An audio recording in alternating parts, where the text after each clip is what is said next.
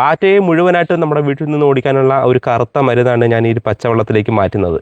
എല്ലാവരും ശ്രദ്ധിക്കുന്നത് എൻ്റെ ഇരിക്കുന്ന ഈ 2 സാമ്പ്രാണി തിരിയായിരിക്കും. ഇനി ഇത് മാത്രം പോരാ, പിന്നെ വേണ്ടുന്നത് കുറച്ച് കോട്ടൺ പഞ്ഞി വേണേ. പിന്നെ വേണ്ടുന്നത് കർപ്പൂരമാണ്. ഒരു സാമ്പ്രാണി തിരിയിലെ ഈ തിരി, അതായത് നമുക്ക് കമ്പ് വേണ്ട, ഇതിൻ്റെ ഈ ഒരു പുറത്ത് ഒട്ടിച്ച് വെച്ചിരിക്കുന്ന ഈ ഒരു സാധനം മുഴുവൻ ഇളക്കിയെടുത്ത് ഈ പച്ചവെള്ളത്തിലേക്ക് മാറ്റാം. ഒരു 2-3 കർപ്പൂരം എടുക്കാം. മറ്റേ സാധാ കർപ്പൂരമാണെങ്കിലും ഒരു 2-3 മതിയാകും.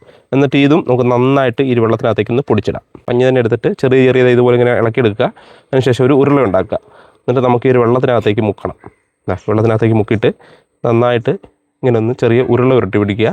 എന്നിട്ട് ഇങ്ങനെ വെക്കാം. നമുക്കൊരു 5-6 ഉരുള എടുക്കാൻ. നമ്മുടെ വീട്ടിലുള്ള ഈ ഒരു ശല്യത്തിനനുസരിച്ചാണ്. ചില വീട്ടിൽ ഒരുപാട് പാറ്റകളുണ്ടാകും. ഇനി നമ്മൾ എന്താണ് ചെയ്യുന്നത് വെച്ചാൽ, നമുക്കറിയാലോ പാറ്റയുടെ ശല്യം ഏറ്റവും കൂടുതൽ ഉണ്ടാകുന്നത് നമ്മൾ എടുക്കാതെ വെച്ചിരിക്കുന്ന സാധനങ്ങൾ. ഇപ്പം ചിലപ്പം ബേസ് ബോർഡാകാം, അതിൽ കുറേ പേപ്പറുകളാവാം, തുണികളാവാം. അപ്പോൾ ഇങ്ങനെ എടുക്കാതിരിക്കുന്ന സാധനത്തിൻ്റെ ഏറ്റവും അടിയിലായിരിക്കും എപ്പോഴും നമ്മുടെ ഒരു പാറ്റ ഉണ്ടാവുക. ആ പാറ്റ ഉണ്ടാകുന്ന ആ ഭാഗത്തേക്ക് നമുക്ക് വെറുതെ ഒരു ഉരുള ഇങ്ങനെ കൊണ്ടുവെക്കണം.